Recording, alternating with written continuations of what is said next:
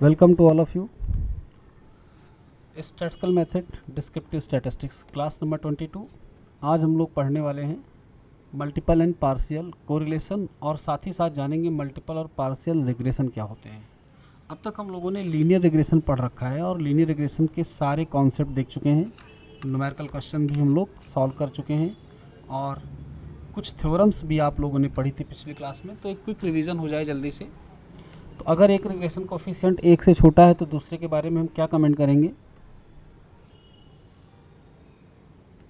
हाँ, कौन बताएगा? गरिमा बताओ बेटा। छोटा है बड़ा दोनों हो सकता है। गरिमा बेटा बताओ।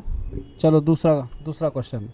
अगर हमको रिग्रेशन कोफिशिएंट की मदद से कोरिलेशन कोफिशिएंट कैलकुलेट करना हो तो क्या फार्मूला लगाएंगे? गरिमा। योगिता तुम क्लास देख लो, फिर तुमसे भी पूछेंगे, ठीक है? हम लोगों को अगर हमको कोरिलेशन निकालना है रिग्रेशन कोफिशिएंट की मदद से तो क्या करेंगे? Sir r is equal to plus minus under root b x y b y x. Very good, perfect formula है। और हम कोरिलेशन का साइन कैसा लेंगे? प्लस। प्लस हमेशा? No sir. हाँ, तो कब प्लस लेंगे कब माइनस लेंगे? कैसे हम डिसाइड करेंगे कि हमें कोरिलेशन का साइन क्या लेना है?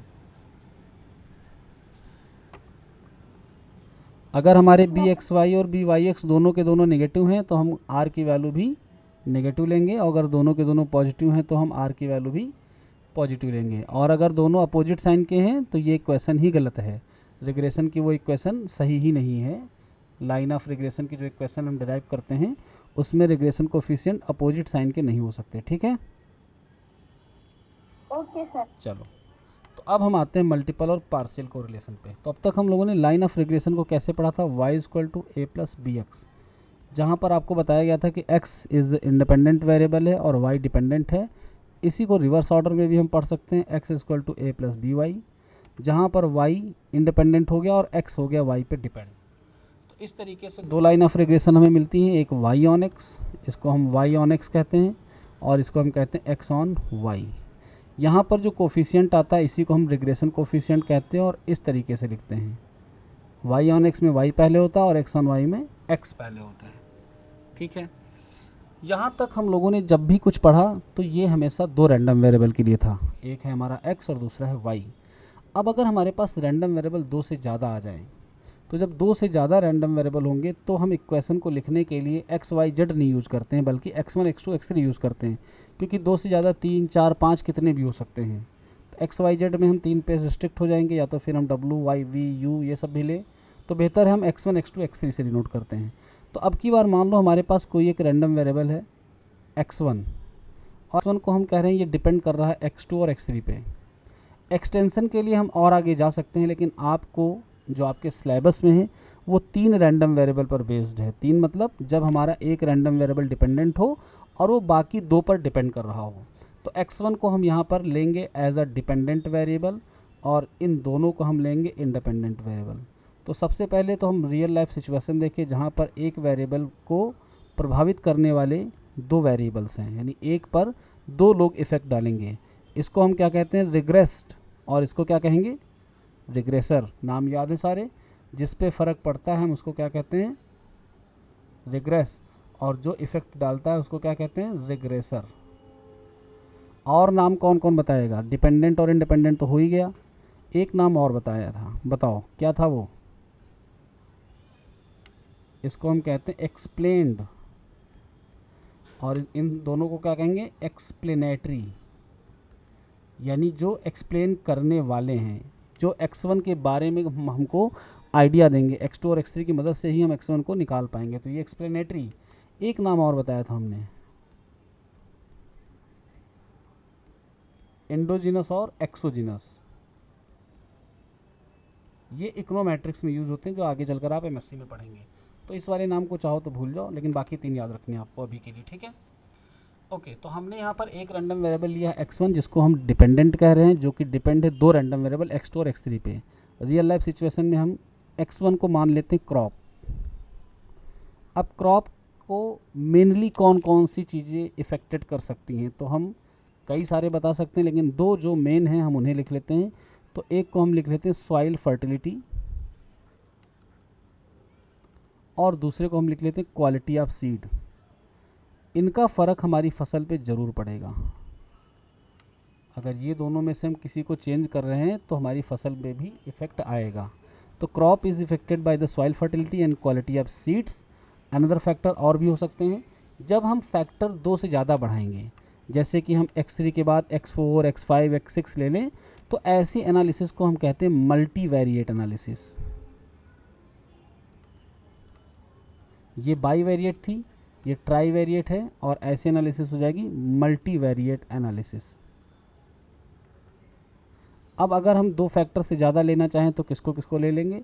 तीसरा ले लेंगे इरिगेशन यानी कि सिंचाई। चौथा क्या ले लेंगे? Cultivation technique. और कोई आपकी समझ में आ रहा है? फर्टिलाइजर्स। सर टेम्परेचर भी तो हो सकता है। खेती टेम्परेचर के हिसाब से ही करते हैं हम लोग, तो टेम्परेचर को कंसीडर करके पहले से ही चलते हैं। जैसे कि हम लोग अगर भारतवर्ष में देखें तो जब बारिश होने वाली तो कौन सी फसल बोई जाती है? चावल यानी धान की, तो वो इसीलिए तो बोया जाता है। तो टेम्परेचर पे, तो टेम्परेचर एक ऐसा फैक्टर है जिसको हम कंसीडर भले ना करें लेकिन भूल तो सकते ही नहीं है, क्योंकि अगर उसको भूलेंगे तो फसल ही नहीं हो पाएगी। ऑड मौसम में अगर कोई फसल बो दो तो क्या होता है? फिर वो बर्बाद हो जाएगी, है ना। तो उसको यहाँ पर हम भले मेंशन ना करें लेकिन वो अंडरस्टूड है और एक तरह से बैकग्राउंड में चल रहा है, ठीक है। आपका आंसर बिल्कुल सही है, temperature is one of the factor which affect our crop. लेकिन हम लोग इस बात को पहले से ही मानकर चलते हैं, तभी तो यहाँ पर 3 तरीके की फसलें हैं, रबी, खरीफ, जायद। वो इसीलिए तो बनाई गई हैं। वो किसके आधार पर डिवाइड की गई हैं? रबी, खरीफ, जायद, 3 तरह तापमान के हिसाब से, या एक और बड़ा टर्म है कह लो मौसम। तापमान मतलब मौसम में और भी बहुत सारी चीज़ें आ सकती हैं, है ना। टेम्परेचर के अलावा ह्यूमिडिटी क्या है, ह्यूमिडिटी का भी फ़र्क पड़ता है। और एक होती है जिसको गांव में कहते हैं उमस। तो बीजों के अंकुरण के लिए उमस बहुत ज़रूरी होती है, यानी कि धूप भी ना निकले और गर्मी भी बरकरार रहे, तो उस समय अंकुर जल्दी फूटते हैं। चलिए आगे बढ़ते हैं, एक एग्जांपल और लेते हैं जिस पे हम ये देख सकें कि हमारा एक रैंडम वेरिएबल डिपेंडेंट है कईयों पर। तो चलो हम ले लेते हैं हमारा स्कोर। स्कोर हमारा डिपेंड है किस पे डिपेंड है? चलो बताओ, पहला कौन सा रीज़न होगा? Hours of study. हाँ, आवर्स ऑफ स्टडी। चलो तो गरिमा और योग्यता में से, हाँ आप लोग ने आप लोग मत बोलिए, इन लोगों को बोलने दो। योग्यता बताओ बेटा, एक कोई फैक्टर जहाँ पर स्कोर हमारा इफेक्ट होगा, किससे इफेक्ट होगा? दोनों लोग में से एक एक बताओ। आवर्स ऑफ स्टडी हो गया। हाँ हाँ बोलो। चलो अवेलेबिलिटी ऑफ मटेरियल भी तो एक फैक्टर है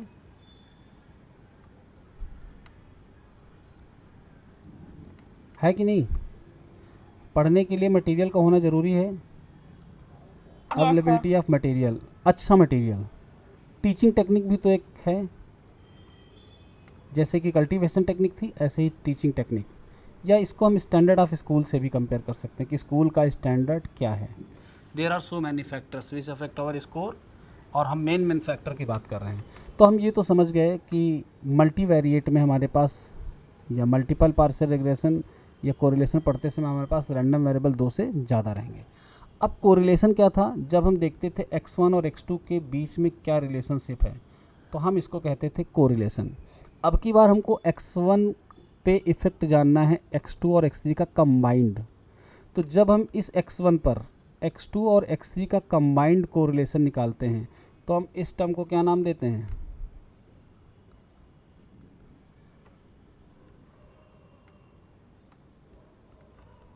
क्या नाम देते हैं?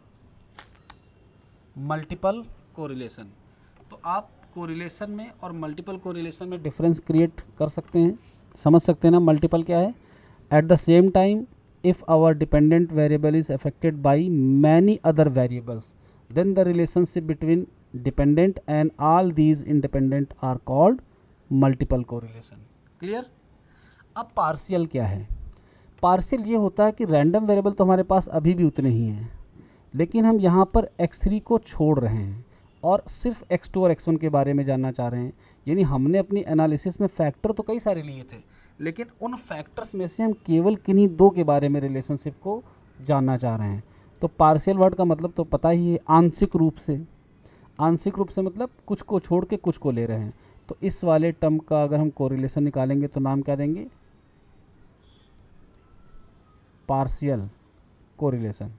तो आपको मल्टीपल और पार्शियल कोरिलेशन के बारे में जो कॉन्सेप्ट है वो क्लियर हो गया। चलिए अब हम आते हैं रिग्रेशन पे। Yes sir. अगर हमने इक्वेशन लिखी थी y equal to A plus B x, तो यहाँ पर b is the regression coefficient. अब अगर हम इक्वेशन लिख लें x1 is equal to A plus, यहाँ पर हम एक वेरिएबल ले रहे हैं x2 और एक ले रहे हैं x3, तो जो b था इसको हम ऐसे लिखते थे b y x से, यानी y पर x कितना इफ़ेक्ट डाल रहा है। यहाँ पर जब हम b लिखेंगे तो इफ़ेक्ट किस पे पड़ रहा है? 1 पर। और कौन डाल रहा है? यहाँ पर 2 डाल रहा है। तो जब हम 2 के साथ आएंगे तो लिखेंगे 1 पर 2 इफ़ेक्ट डाल रहा है और डॉट लगाकर 3 लिखते हैं, यानी यहाँ पर 3 नहीं है, केवल x2 है। तो ये रिग्रेशन कोफिशिएंट क्या कहलाता है? x1 on x2। यानी इस रिग्रेशन कोफिशिएंट का अगर हम नाम दें तो क्या होगा? x1 on x2। यहाँ पर भी वही था y ऑन x, लेकिन यहाँ कोई तीसरा था नहीं तो हमने उसको लिखा नहीं था, यहाँ पर आया तो डॉट लगाकर अलग लिखा। अब की बार अगर x3 का रिग्रेशन कोफिशिएंट हम लिखना चाहें तो क्या लिखेंगे? 1 3 डॉट 2। इसका मतलब क्या हुआ? This regression coefficient is for change in x1 by x3। x3 की वजह से x1 में क्या चेंज हो रहा है, केवल ये बताता है। तो अब की बार हमारी क्वेश्चन में कितने रिग्रेशन कोफिशिएंट आ गए? 2 रिग्रेशन कोफिशिएंट आ गए। ये बात सबको क्लियर? Yes sir. ठीक है। अब अगर हमारे पास n होते तो हम x2 के साथ क्या लिखते? 1 2, फिर डॉट 3 4 5 6 7, ऐसे जितने भी होते सारे डॉट के बाद लिख लेते हैं। 1 3 के साथ 1 3 आ गया तो बाकी जो बचता 2 4 5 6 सारे डॉट के बाद। तो ये नोटेशंस हैं, आगे अगर एक्सटेंड होंगे तो आपको समझने में कोई दिक्कत नहीं आएगी। हम अपनी एनालिसिस को सिंपल बनाने के लिए एज्यूम कर चलेंगे कि एक्सपेक्टेशन ऑफ xi है 0 फॉर एवरी i की वैल्यू हमारे पास 1 2 3 है। अब अगर हम इस इक्वेशन की एक्सपेक्टेशन ले लें तो expectation x1 is equal to a plus b12.3 expectation of x2 plus b13.2 expectation of x3। सारी एक्सपेक्टेशन 0 रखने के बाद हम यहाँ से क्या पाएंगे? a की वैल्यू 0। अगर हमें a की वैल्यू 0 मिली तो हमारी इक्वेशन को हम फिर से रीराइट कर सकते हैं। क्या लिख सकते हैं? b12.3 x2 plus b13.2 x3। तो a की वैल्यू को हमने 0 कर दिया। a को इंटरसेप्ट टर्म कहते हैं। a के होने से और ना होने से हमारी एनालिसिस पे क्या फ़र्क पड़ता है? कौन मुझे बताएगा? ग्राफ में अगर a है तो ग्राफ में लाइन ओरिजिन से पास नहीं होगी, और अगर a की वैल्यू 0 हो जाएगी तो ग्राफ में लाइन कहाँ से पास होगी? ओरिजिन से। तो ये डिफरेंस होता है इंटरसेप्ट टर्म के होने का और ना होने का। चलिए आगे बढ़ते हैं। तो हमारी नई क्वेश्चन आ चुकी है। अब इस नई क्वेश्चन में हमको इन रिग्रेशन कोफिशिएंट बीटा 12.3 और 13.2 को एस्टीमेट करना है, जैसे कि हमने एस्टीमेट किया था y is equal to A plus B x में a और b को with the help of principle of least square. वही प्रिंसिपल ऑफ लीस्ट स्क्वायर हम यहाँ लगाएंगे। उसको लगाने के पहले कुछ चीज़ें या कुछ फार्मूले हम देख लेते हैं। जैसे कि फार्मूला हम ये देखेंगे कि जब हमारा एक्सपेक्टेशन ऑफ xi है 0, यानी मीन एग्जिस्ट नहीं कर रहा, एग्जिस्ट कर रहा है, 0 है वैल्यू उसकी, तो ऐसी सिचुएशन में एक्सपेक्टेशन ऑफ xi स्क्वायर को हम क्या कह सकते हैं? वेरिएंस ऑफ xi कह सकते हैं। हाँ या ना? Yes sir. चलो इस नोटेशन को हम नाम दे रहे हैं सिग्मा आई स्क्वायर, और i की वैल्यू कहाँ से कहाँ तक है? 1 2 3। अगर हम डिफाइन करना चाहें covariance between xi and xj, तो इसको हम डिफाइन कर सकते हैं एक्सपेक्टेशन ऑफ xi और xj, क्योंकि मीन तो 0 है तो बाद वाला टर्म आएगा ही नहीं। और इसको हम लिख सकते हैं sigma ij for every i is equal to 1 2 3 और j is not equal to i। अगर i 1 है तो फिर 1 2 और 1 3, यानी j की वैल्यू 2 और 3 हो जाएगी। ये तो आप समझ ही गए होंगे। ठीक है, सेम वाला केस यहाँ पर है और ये ये वो केस है जिसमें आई और जे बराबर नहीं है। इन्हीं की मदद से अगर हम कोरिलेशन की वैल्यू निकालना चाहें तो क्या निकालेंगे, कोवेरियंस ऑफ एक्स आई और X J divided by under root variance of X I और वेरियंस ऑफ एक्स जे। क्या आएगा, यहाँ पर आएगा सिग्मा आई जे और यहाँ पर आएगा सिग्मा आई और सिग्मा जे। हम इसको इस फॉर्म में भी लिख सकते हैं। कौन से फॉर्म में, कोवेरियंस की वैल्यू क्या होती है 1/n समेसन एक्स आई वाई आई और बाद में माइनस एक्स बार वाई बार जो कि 0 है पहले से ही, और इसको हम सिग्मा आई और सिग्मा जे ही लिखा रहने देते हैं। यहाँ से अगर हम ध्यान से देखें तो 1/n समेसन एक्स आई और एक्स जे की वैल्यू क्या आ गई, आर सिग्मा आई और सिग्मा जे। हम इसको आगे चलकर यूज़ करेंगे। किनको किनको यूज़ करेंगे, एक तो ये यूज़ करेंगे, दूसरा हम लोग ये वाला टर्म यूज़ करेंगे और तीसरा ये। चलिए आगे बढ़ते हैं। ये थी हमारी लाइन ऑफ रिग्रेशन। इस लाइन ऑफ रिग्रेशन में हम क्या डिफाइन करेंगे, सबसे पहले प्रिंसिपल ऑफ लीस्ट स्क्वायर लगाने के लिए एरर टर्म। तो एरर टर्म होता क्या है, जब हम ऑब्जर्व्ड से एक्सपेक्टेड को घटाते हैं।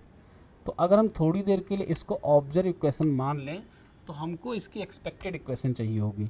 तो हम इसकी एक्सपेक्टेड इक्वेशन को नाम दे रहे हैं E12.3 और E12.3 की वैल्यू मान लेते हैं ये होगी। यहाँ पर हम कोफिशिएंट्स पे कैप लगा सकते हैं। एस्टिमेटेड का वैल्यू मतलब ये होता है कि जब B12.3 और B13 हमने कैलकुलेट कर लिए, पुट करने के बाद जो आता है वो होती है एस्टिमेटेड। अब अगर हम यहाँ से एरर टर्म डिफाइन करना चाहें तो एरर टर्म को हम डिफाइन कर रहे हैं x1.23 मीन्स यहाँ पर 1 is the dependent and 2 and 3 are independent. इसको हम कैसे डिफाइन करेंगे, x1 माइनस E12.3 से डिफाइन करेंगे, यानी कि x1 is the observed value और E12.3 is the expected value. Observed और एक्सपेक्टेड का डिफरेंस जो बना उसको हमने एरर नाम दिया x1.23। वैसे तो एरर को हम ई से रिप्रेजेंट करते हैं, लेकिन यहाँ पर रैंडम वेरिएबल 2 से ज़्यादा हैं तो नोटेशंस हम थोड़े से चेंज करें ताकि यहाँ पर ये भी क्लियर रहे कि जो हम कर रहे हैं वो है क्या। आगे बढ़ते हैं। अगला काम क्या होता है हमारा, हम इसको स्क्वायर, इसके सम का स्क्वायर को मिनिमाइज़ करते हैं। तो ये क्या आएगा, x1 माइनस, अगर हम E12.3 की वैल्यू पुट कर दें तो 12.3 x2 माइनस 13.2 x3 और ये आ गया x1.23। चलिए ये हमारी आ गई एरर टर्म। अब एरर का अगर हम स्क्वायर करेंगे तो इसका क्या हो जाएगा, स्क्वायर हो जाएगा, और हम इसको सम करेंगे तो हमारी sum of square due to error आ जाएगी। और प्रिंसिपल ऑफ लीस्ट स्क्वायर में हम क्या करते हैं, इसी को करते हैं मिनिमाइज़। चलिए आगे बढ़ते हैं। तो अब इसको सॉल्व करें, इसके पहले हम थोड़ी सी लैंग्वेज देख लेते हैं। नोटेशंस में अगर कहीं कोई मिसिंग टर्म है तो वो देख लेंगे, फिर आगे बढ़ेंगे। चलिए देखिए,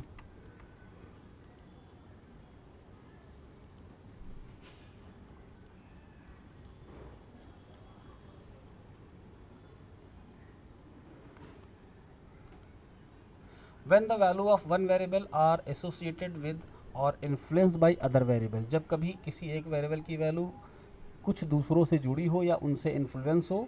for example the age of husband and wife, the height of father and son, the supply. अगर हम ऐसा डेटा लें जहाँ पर हस्बैंड और वाइफ की एज का डेटा हो, तो क्या ऐसा होता है शादी करते समय क्या हाइट हम लोग देखते हैं?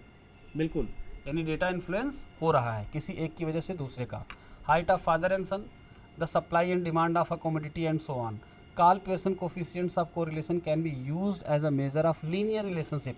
चूँकि यहाँ पर सारे दो वेरिएबल थे तो कार्ल पियर्सन का लीनियर रिलेशनशिप आया। But sometimes there is inter relation between many variables and the value of one variable may be influence by many others. कभी कभी ऐसा होता है कि हमारे पास बहुत सारे रैंडम वेरिएबल का आपस में रिलेशनशिप होता है और एक बहुत सारों से इफेक्टेड होता है। For example the yield crop पर एकड़ यानी x1 अगर हमारी यील्ड है तो depends upon quality of seeds यानी x2, फर्टिलिटी ऑफ सॉइल यानी x3, फर्टिलाइजर्स यानी x4, इरीगेशन यानी कि x5, वेदर कंडीशन यानी कि x6 and so on.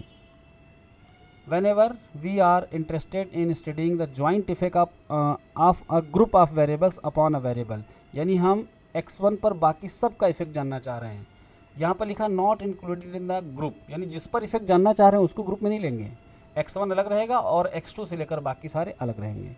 Is known multiple correlation, तो अगर हम ज्वाइंट इफेक्ट जानना चाह रहे हैं तो मल्टीपल कोरिलेशन और मल्टीपल रिग्रेशन कहलाता है।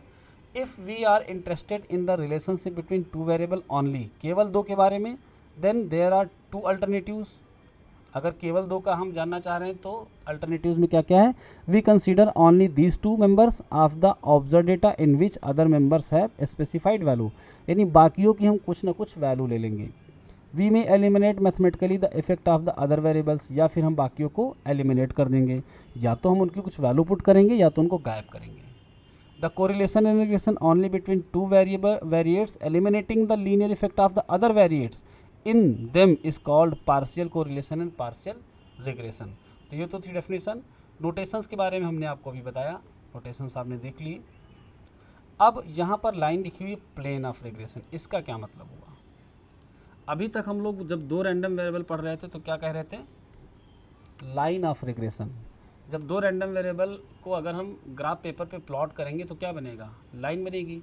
लेकिन अगर हम x1 पर इफेक्ट जानना चाहें x2 और x3 का कंबाइंडली, तो यहाँ पर जो रिग्रेशन की इक्वेशन बनती है वो कैसी होती है, प्लेन की इक्वेशन होती है।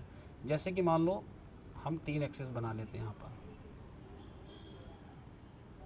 ये हमारा x1 हो गया, x2 हो गया और ये हो गया x3 और ये है x1, यानी हम इस पे इनका और इनका इफेक्ट जानना चाह रहे हैं।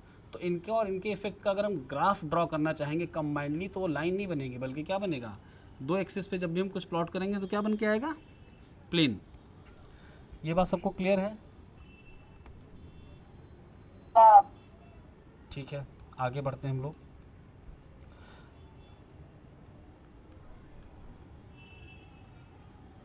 चलिए अब आगे की कैलकुलेशन में हम principal of least square apply करते हैं और सॉल्व करके देखते हैं कि इनकी वैल्यूज क्या आने वाली है। तो प्रिंसिपल ऑफ लीस्ट स्क्वायर का कॉन्सेप्ट है, जितने भी पैरामीटर्स हमें एस्टिमेट करने हैं हम उनके रेस्पेक्ट में इसको डिफ्रेंशिएट कर देते हैं। तो सबसे पहले हम किसके रेस्पेक्ट में डिफ्रेंशिएट करेंगे, 12.3 के रेस्पेक्ट में। तो क्या हमको मिलेगा, सर हाँ बोलो। सर जैसे सर प्लेन कैसे बनेगा सर, वो प्लेन में भी तो लाइन होती ही है। हाँ प्लेन में लाइन होती है, प्लेन ऐसे बनेगा, देखो जब इसकी इक्वेशन अभी हम डिराइव करके दिखाएंगे तब आपको क्लियर हो जाएगा कि वो प्लेन की इक्वेशन है। लाइन की इक्वेशन में और प्लेन की इक्वेशन में अंतर होता है, ठीक है। तो अभी जब अभी इक्वेशन आ जाने तो फिर अभी वो क्लियर कर देंगे, ठीक है। Okay sir. आप इसको ऐसे समझ सकते हो, जैसे देखो ये एक स्क्वायर है, इस स्क्वायर में अगर हम किसी एक रैंडम वेरिएबल का इफेक्ट देखना चाहें, मान लो ये हमारा एक रैंडम वेरिएबल था x1 और ये था x2, तो जब हम पॉइंट को प्लॉट करेंगे तो ये एक लाइन बनेगी। लेकिन अगर हमें कमरे में पॉइंट को प्लॉट करना चाहें, किसी एक पर इफेक्ट जानना चाहें बाकी दोनों का, तो प्लॉट में हम क्या करेंगे, x3 और x2 ही तो प्लॉट करेंगे। तो कुछ x2 प्लॉट होंगे, कुछ x3 प्लॉट होंगे। तो जब इनको हम कंबाइन करके ड्रॉ करेंगे ग्राफ, तो वो लाइन नहीं आएगी बल्कि क्या आएगा, प्लेन आएगा। यानी x1 पे x2 x3 के किसी एक पॉइंट का इफेक्ट होगा, फिर x1 पे x2 और x3 किसी दूसरे पॉइंट का इफेक्ट, इस तरीके से सारे पॉइंट जब बनाएंगे तो वो एक प्लेन के फॉर्म का बनेगा। अब ग्राफ पेपर पे उतना अच्छे से रिप्रेजेंट शायद मैं ना कर पाऊँ, क्योंकि ये विजुअलाइज प्रोजेक्टर के बिना नहीं कराया जा सकता। खैर समझ गए होंगे आप लोग, आगे बढ़ते हैं। Yes sir. तो समेसन x1.23 को हम डिफ्रेंशिएट करें किसके रेस्पेक्ट में, b12.3।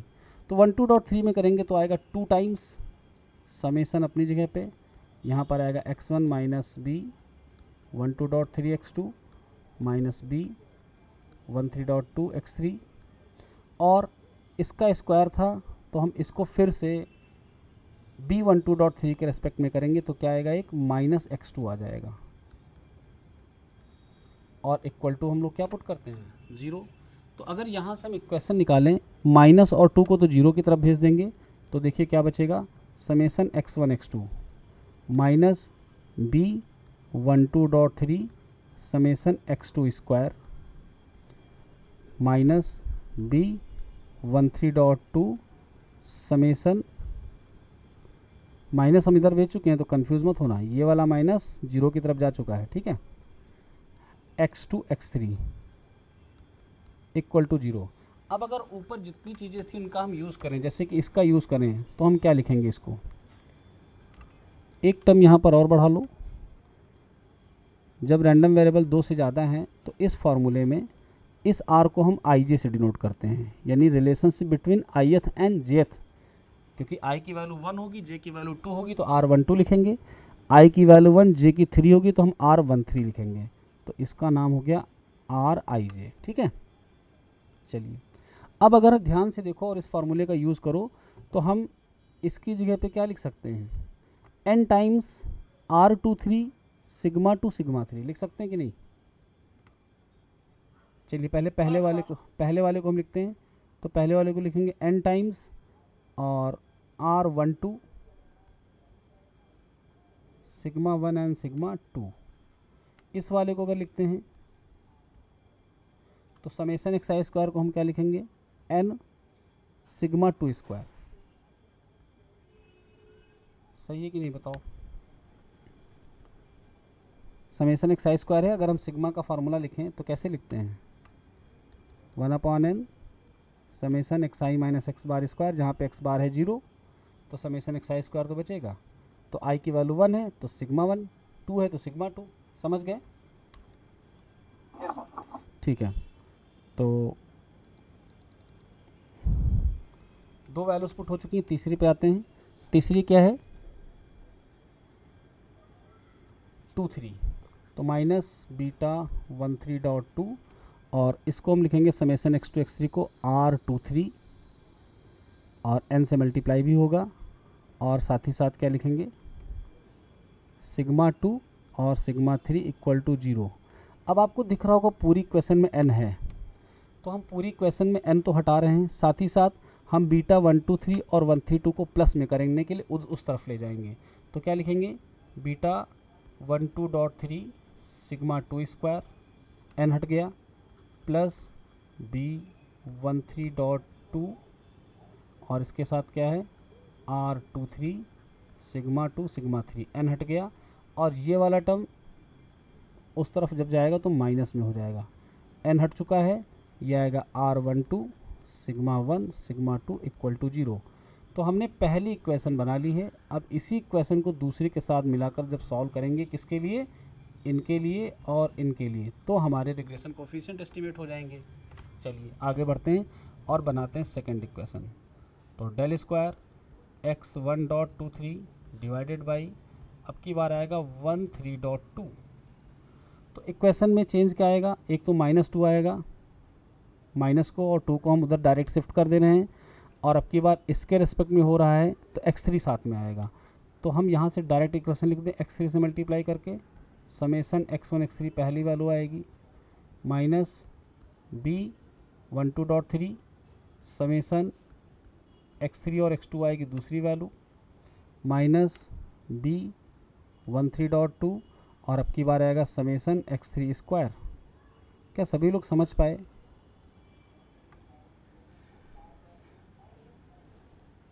सर एक बार ऊपर वाली क्वेश्चन दिखा दीजिए। योग्यता बेटा बताओ, आप समझ गए कि नहीं। सर नहीं समझ पाए यहीं पे। अच्छा चलो हम एक स्टेप यहाँ बढ़ा दे रहे हैं, ठीक है। हम इसको B13.2 के रिस्पेक्ट में डिफ्रेंशिएट कर रहे हैं। तो सबसे पहले हमें क्या मिलेगा, 2 टाइम्स समेसन, 2 तो बाहर आएगा ही, और जिसका डिफ्रेंशिएशन है उसको एज इट इज़ लिख लो, क्योंकि 2x स्क्वायर का होता है 2x।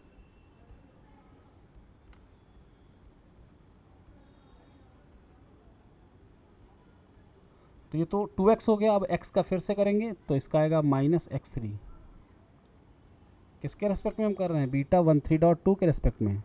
तो x3 बाहर और 13.2 का हो गया 1 इज इक्वल टू आ गया 0। अब नीचे वाली इक्वेशन आपको समझ में आ जाएगी। कैसे आएगी नीचे वाली इक्वेशन, हम -2 को 0 की तरफ शिफ्ट कर दे रहे हैं और x3 को मल्टीप्लाई करके समेसन ले रहे हैं।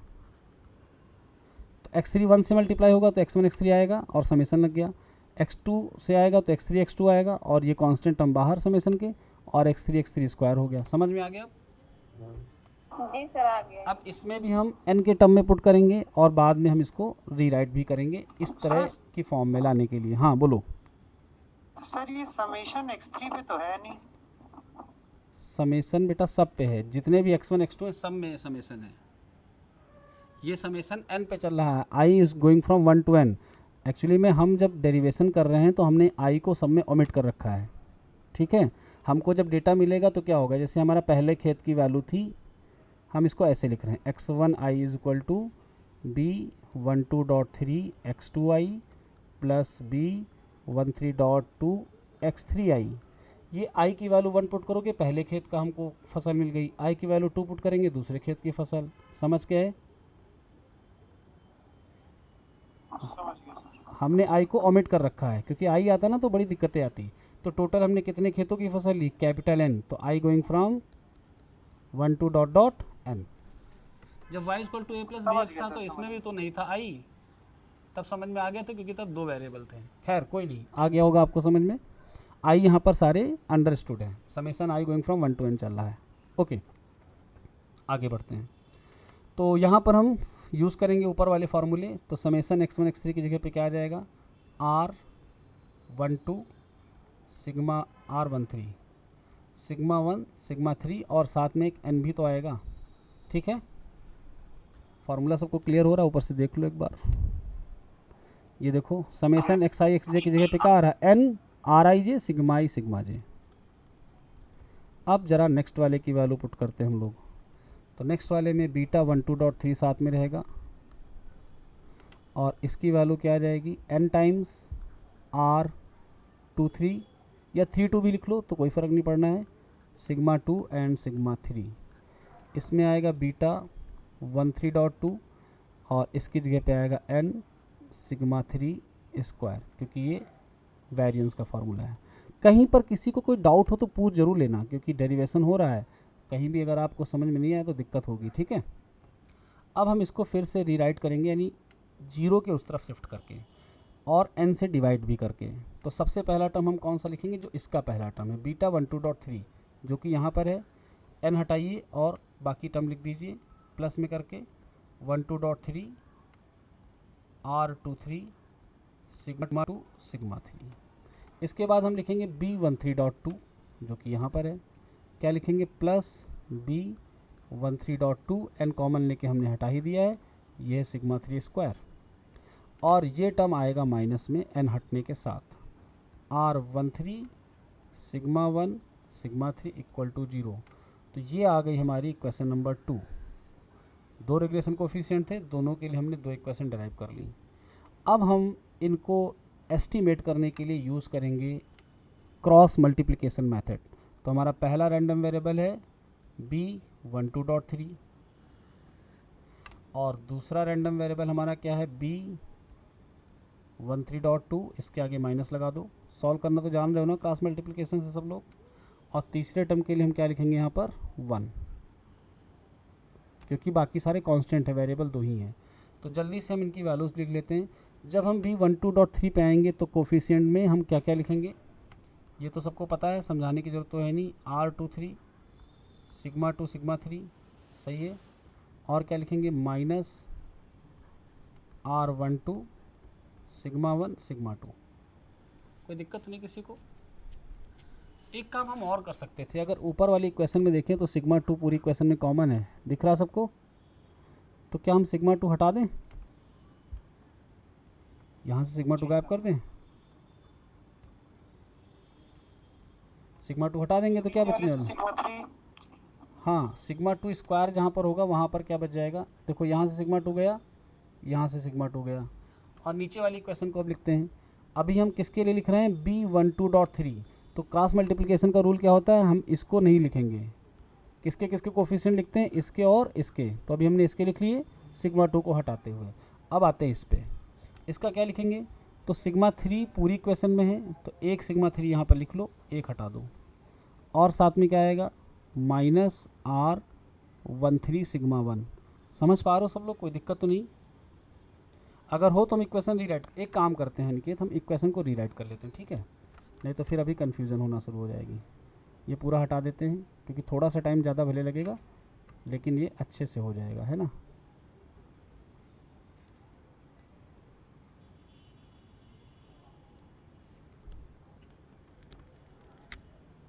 चलिए, तो एक बार सिग्मा 2 और सिग्मा 3 से डिवाइड करते हुए इक्वेशन रीराइट करते हैं। क्या आएगा हमारे पास यहाँ पर, β12.3 और इसके साथ आएगा सिग्मा 2, एक सिग्मा 2 हट गया, ठीक है। ये आएगा बीटा 13.2 और इसका कोफिशिएंट क्या आएगा R23 सिग्मा 3। लास्ट वाला क्या आएगा सिग्मा 2 हटाने पर R12 सिग्मा 1।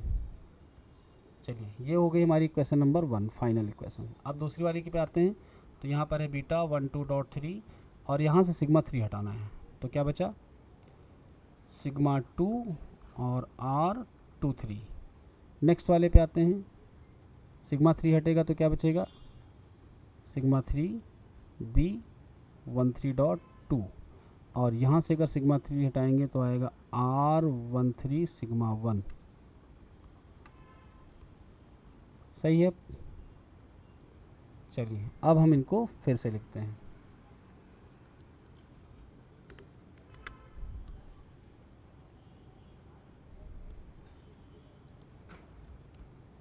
तो अब सबको दिख रहा है B12.3 का जब लिखेंगे तो R23 आएगा और सिग्मा 3 आएगा, सबको दिख गया। और इसका आएगा R12 सिग्मा 1 माइनस के साथ R13 सिग्मा 1 माइनस के साथ, यानी पहला स्टेप सही है। क्लियर। Yes sir.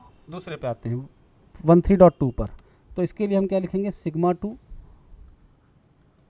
और सिग्मा 2 R23 फिर minus R12 sigma 1 minus R13 sigma 1 और 1 के नीचे क्या आएगा 1 के नीचे आएगा सिग्मा 2 R23 और साथ में R23 सिग्मा 3 और यहाँ पर आएगा सिग्मा 3। चलिए अब हम यहाँ से कैलकुलेट कर सकते हैं बीटा 12.3। तो क्या आएगी बीटा 12.3 की वैल्यू, तो ये वैल्यू आएगी डिटर्मिनेंट ऑफ दिस, यानी इसका डिटर्मिनेंट ही तो होता है, ये तो सबको क्लियर है।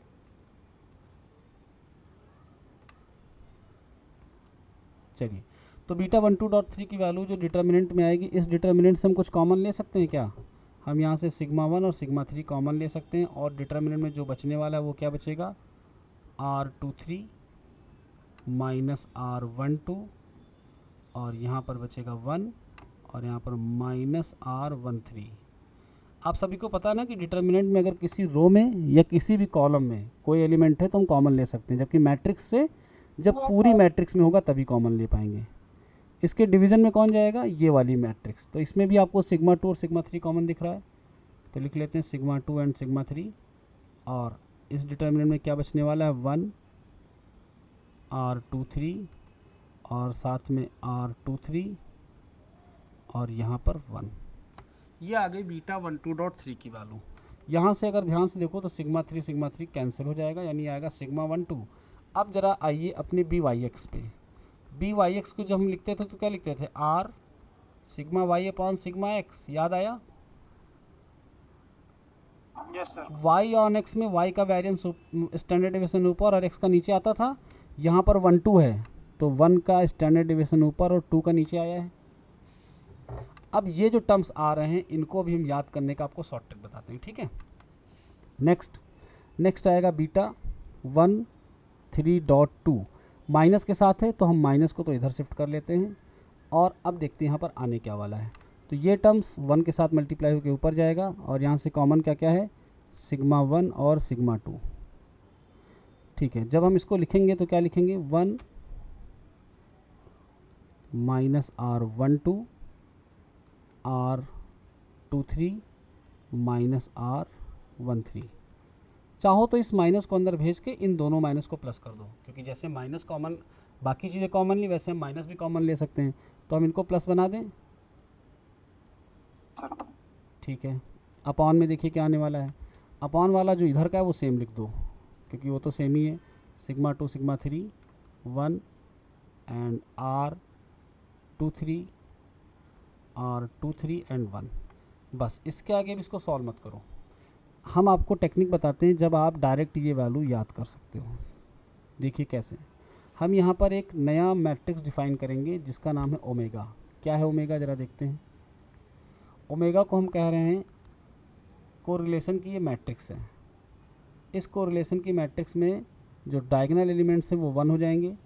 क्यों, क्योंकि अगर हम यहाँ पहला वेरिएबल, यहाँ दूसरा वेरिएबल, यहाँ तीसरा वेरिएबल लें, सेम इधर भी लें, तो पहले और पहले का कोरिलेशन क्या हो जाएगा, खुद का खुद से कोरिलेशन निकालोगे तो 1 आएगा, परफेक्ट पॉजिटिव, क्योंकि जितना पहला वाला बढ़ेगा उतना पहला वाला बढ़ जाएगा, दोनों सेम है ना। ओके, इसकी बात करें तो ये है R12 यानी कि कोरिलेशन बिटवीन वेरिएबल 1 एंड 2, ये है R13, ये क्या है R21 जो कि 1 2 के बराबर होगा, क्योंकि जो 1 का 2 से होगा वही 2 का 1 से रिलेशनशिप होगा। यहाँ पर क्या होगा R23 और ये हो गया R31 R32। अब देखिए कैसे हम बीटा 12.3 को लिख सकते हैं, तो लिखिए बीटा 12.3 इज इक्वल टू, यहाँ पर 1 2 है तो सिग्मा 1 यहाँ आएगा, सिग्मा 2 यहाँ आएगा। देखिए 12.3, तो अब यहाँ पर जो वेरिएबल छोड़ा जा रहा है वो 3 है और 1 और 2 के बीच की रिलेशनशिप निकाली जा रही है, तो यहाँ पर आएगा ओमेगा 12। What is omega 12? इसका कोफैक्टर 1 2 प्लेस का, 1 2 प्लेस कहाँ पे है, यहाँ पर। ज़रा इसका कोफैक्टर निकालो क्या आएगा, तो इसकी रो और इसके कॉलम को गायब करो, इसका कोफैक्टर आने वाला है R21 R23 R31 एंड 1, ये आया ओमेगा 12 की वैल्यू। यानी ऊपर वाला ओमेगा 12 जरा हम मैच करते हैं B12.3 में, क्या मैच हो रहा है, देखिए R23 माइनस का इफेक्ट आ रहा है, और कोफैक्टर निकालते समय हम प्लेस का साइन भी तो देखते हैं ना, जैसे साइन टेबल में क्या चलता है मैट्रिक्स में, प्लस माइनस प्लस, तो इस वाले प्लेस का क्या रहेगा, माइनस रहेगा ना, हाँ या ना बोलो। Yes sir. ओके, और माइनस को एडजस्ट करने के लिए हम क्या करते हैं, या तो रो को कॉलम से या कॉलम को रो से चेंज कर लेते हैं। सब आपने मैट्रिक्स में पढ़ रखा है, इसमें कोई दिक्कत नहीं है। तो ओमेगा 12 है, उसके आगे एक माइनस आएगा क्योंकि ये कोफैक्टर की मैट्रिक्स है, तो ऑटोमेटिक ये माइनस इस मैट्रिक्स को इसी के बराबर लाकर रख देगा। अब आते हैं, बात करते हैं नीचे वाले की। तो नीचे वाले में हम क्या रखेंगे, ओमेगा 11, क्योंकि हम किस पे इफेक्ट जानना चाह रहे हैं, रैंडम वेरिएबल 1 पे 2 और 3 का। तो चूंकि ये 1 2 का था तो ऊपर ओमेगा 12 आया और नीचे आया ओमेगा 11। अब ओमेगा 11 जरा ऊपर वाले से निकालो कोफैक्टर मैट्रिक्स, तो ये ओमेगा 11 है, इसकी कोफैक्टर मैट्रिक्स, इसकी रो इसकी कॉलम को गायब करो तो क्या बचेगी, ये बचेगी। देखिए अपॉन में वही रखा हुआ है इसके, सही। आते हैं बीटा 13.2 पर, तो 13.2 में 1 और 3 है तो सिग्मा 1 अपॉन सिग्मा 3 हो जाएगा। 13 है तो यहाँ पर आएगा ओमेगा 13 और अपॉन में क्या जाएगा, ओमेगा 11, क्योंकि 1 पर हम इफेक्ट जानना चाहते हैं बाकियों का। अब ओमेगा 13 कैसे लिखेंगे, तो 13 की पोजीशन क्या है, ये वाली, सॉरी 1 एंड 3 ये पोजीशन है, इसका साइन प्लस में होगा, तो इसका कोफैक्टर की मैट्रिक्स क्या बनेगी, ये बनेगी R21 31 लिख लें,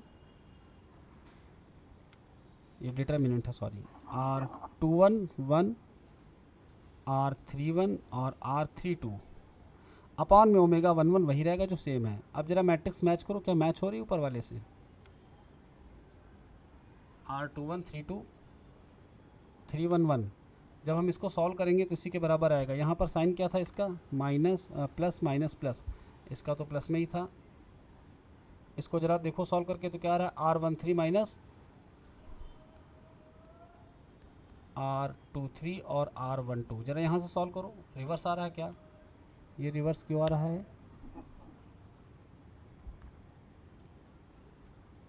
चलो जरा एक बार PDF पे आते हैं और मैच कर लेते हैं डेटा।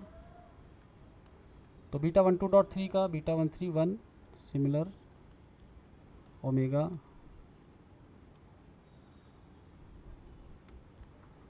चलो जब हम इसको ओमेगा के फॉर्म में लिख रहे हैं तो एक माइनस भी आगे लगा रहे हैं, इस बात का तुम लोगों को ध्यान रखना है, ठीक है। सबको दिख रहा है ना फार्मूला, हम दोनों में एक माइनस लगा के चल रहे हैं, ठीक है। तो ये बात आपको ध्यान रखनी है, ठीक है।